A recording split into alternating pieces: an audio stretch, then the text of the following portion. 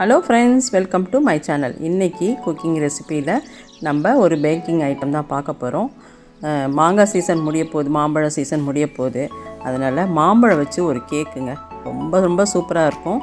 எப்படி செய்யலாம், இதுக்கு என்னென்ன பொருட்கள் தேவைன்றதை பார்க்கலாம் வாங்க. வீடியோவை ஸ்கிப் பண்ணாமல் முழுமையாக பாருங்கள். ஃபஸ்ட் டைம் நம்ம சேனல் பார்க்குறீங்கன்னா சப்ஸ்கிரைப் பண்ணி வச்சுக்கிட்டு பாருங்கள். அப்போ தான் இன்ட்ரெஸ்டிங்கான இந்த மாதிரி ரெசிபிலாம் நீங்கள் பார்க்க முடியும். இதுக்கு நான் 2 நீல மாம்பழம் தான் எடுத்துருக்கிறேன். நல்ல தோல் மெலிசாக தான் இருந்துச்சு இந்த மாம்பழம், அதனால 2 எடுத்துருக்கேன். அது கூடவே பாதாம் பருப்பு துருவி வச்சுருக்கிறேன். 100 கிராம் பட்டர் எடுத்துருக்கிறேன். அதுக்கப்புறம் ரவையில் தான் செய்ய போகிறோம்.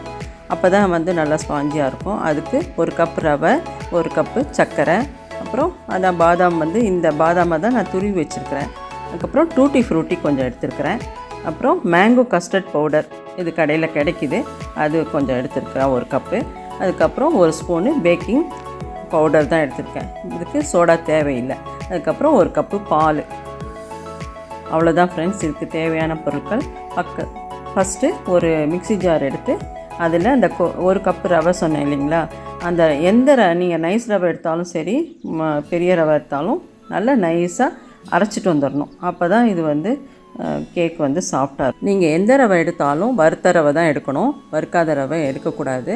ஏன்னா கேக் குழக்குடன்னு போயிடும். அதனால் பார்த்து இந்த டிப்பை சேர்த்துக்குங்க, பார்த்து கவனமாக யூஸ் பண்ணுங்கள். இந்த பொடித்த பொடியை நம்ம ஒரு பவுலில் மிக்சிங் பவுலில் போட்டுட்டு அது கூட கொஞ்சம் பால் ஊற்றி இதை ஊற வைக்கணும். ரவை கொஞ்சம் ஊற தான் நல்லா சாஃப்டாக இருக்கும். அதனால் ஃபஸ்ட்டு கொஞ்சம் ஒரு 1/4 கப்பு பாலை ஊற்றி நல்லா கலக்கி விட்டு, அந்த ரவையும் சர்க்கரையும் கலக்கி விட்டு தட்டு போட்டு மூடி வச்சுருங்க.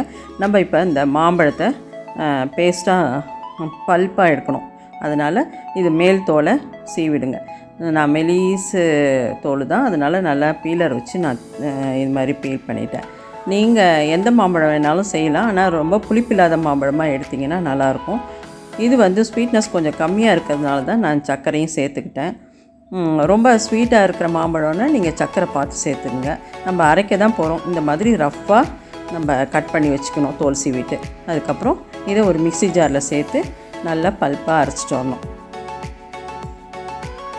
மாம்பழம் ரொம்ப ரொம்ப டேஸ்ட்டாக இருக்கும், நல்லா ஃப்ளேவராக இருக்கும்.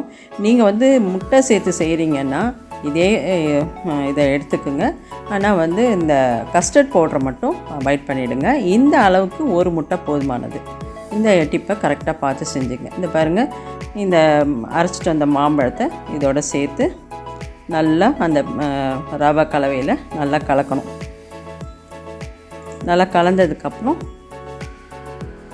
இது நல்லா அந்த இதில் ரவையோடு நல்லா மிக்ஸ் ஆகணும். அதனால் நல்லா கலந்து கொடுத்துருங்க. கலந்து கொடுத்துட்டு இது ஒரு பக்கம் ஓரமாக வச்சுருங்க, தட்டு போட்டு மூடி. இது கொஞ்சம் நேரம் ஊறணும். ஊற தான் கேக் நல்லா சாஃப்டாக கிடைக்கும்.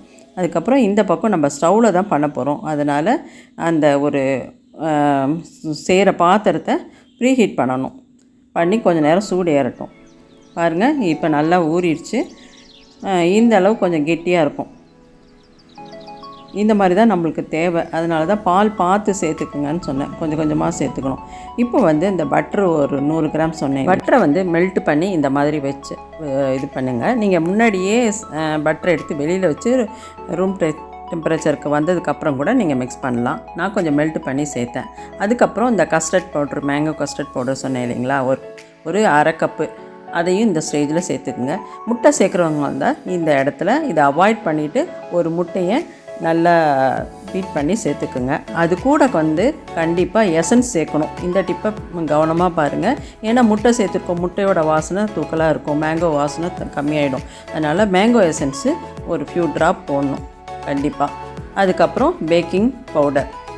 சோடா தேவையில்லை, நீங்கள் முட்டை போட்டாலும் சோடா தேவையில்லை. ஏன்னா மாம்பழம் போட்டிருக்கோம். இது அந்த புளிப்புத்தன்மையோட நல்லா ஃப்ளப்பினஸாக இருக்கும். அதனால் சோடா நான் சேர்க்கலை.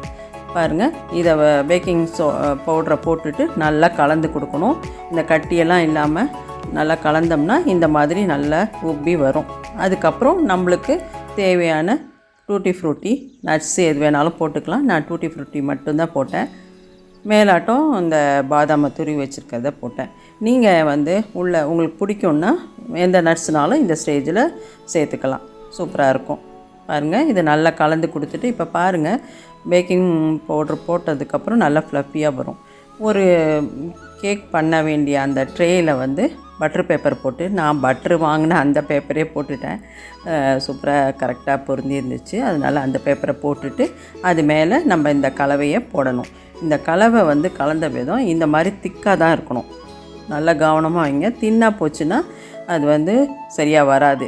ஏன்னா மாம்பழம் போட்டிருக்கோம். இந்த டிப்பை கரெக்டாக ஞாபகம் வச்சுக்குங்க. கெட்டியாக தான் இந்த மாதிரி போடணும். நல்லா சமமாக இதை இதுக்கு தான் நம்ம ஃபில் பண்ணணும். ஏன்னா உப்பி வரும் இல்லைங்களா, அதனால்.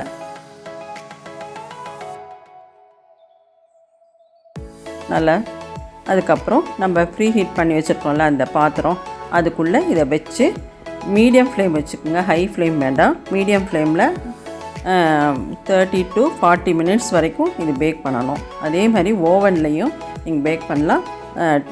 25 மினிட்ஸ் பேக் பண்ணால் போதும். இது பாதி வந்து பேக் பண்ணி வரும்போது நம்ம துருவி வச்சுருக்கோம் இல்லைங்களா, அந்த பாதாம் முந்திரியெல்லாம், அதை வந்து இந்த ஸ்டேஜில் சேர்த்துக்கணும். ஏன்னா முன்னாடியே நம்ம சேர்த்தோன்னா அது கருகி போயிடும். துருவி இருக்கிறதுனால நீங்கள் முழுசானா முதலே சேர்த்துக்கலாம். அதுக்கு மேலே வந்து ஒரு நல்ல டேஸ்ட் வரத்துக்காக நான் அந்த மெல்ட் பண்ண பட்டரை வந்து லேசாக ஸ்ப்ரெட் பண்ணி விட்டேன். ஏன்னா இது நல்லா கிறிஸ்பாக சூப்பராக டேஸ்ட்டாக இருக்கும். இந்த டிப்பும் நீங்கள் கரெக்டாக ஃபாலோ பண்ணுங்கள். பண்ணி திருப்பியும் ஒரு 10 நிமிஷம் பேக் பண்ணணும். மீடியம் ஃப்ளேம் கரெக்டாக வச்சுக்குங்க. பாருங்கள், இந்த அளவு நல்லா பேக் ஆகி வந்துடுச்சு. இப்போ வந்து நம்ம ஒரு டூத்பிக் வச்சு குத்தி பார்க்கணும். ஒட்டாமல் இருந்தால் வச்சுக்கணும். நான் இந்த மீத மாவை இந்த கப் கேக்காகவும் பண்ணேன்.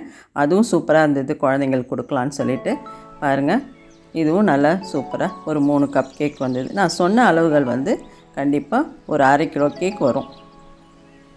பாருங்கள், கொஞ்சம் நல்லா சூடு ஆறுனதுக்கப்புறம் ஓரங்களை எடுத்து விட்டுட்டு அதுக்கப்புறம் டிமோல்டு பண்ண வேண்டியது தான்.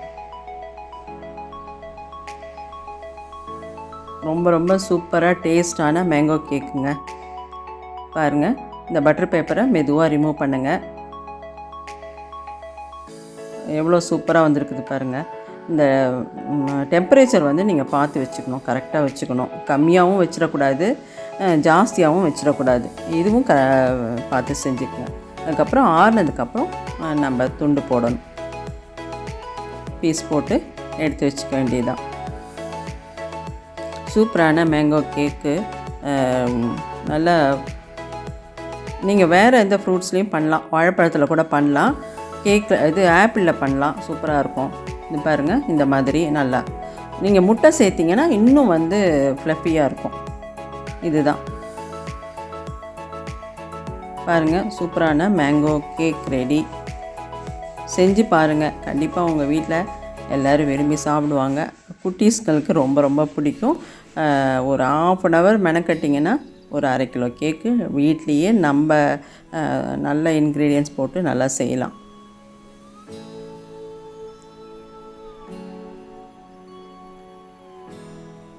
இந்த வீடியோ பிடிச்சிருந்தா நிறையா ஷேர் பண்ணுங்கள் உங்கள் ஃப்ரெண்ட்ஸுக்கும் ரிலேட்டிவ்ஸ்க்கும். தேங்க்யூ.